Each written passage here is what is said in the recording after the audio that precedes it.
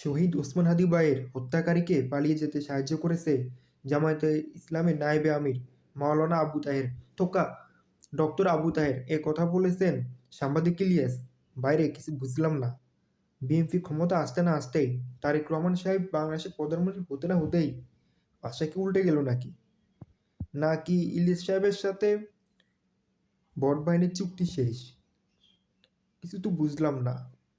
নাকি একে তো ফেব্রুয়ারি মাস, এখন ভোট বাহিনী একটু দৌড়ার উপরে আছে, হাদিয়া দিতে ভুলে গেছে?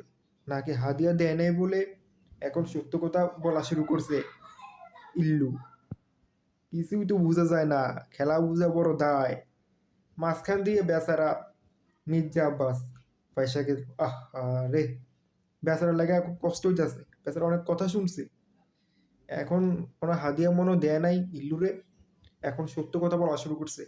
দেখি সামনে হয়তো আরো নতুন নতুন তথ্য বাইর হতে পারে।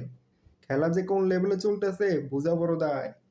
খেলা কিন্তু খুব কঠিনভাবে চলতেছে। দেখেন দাবার গুটি কিন্তু আবার কোন ঘরের দিক কোন ঘরে যায় আল্লাহই জানে।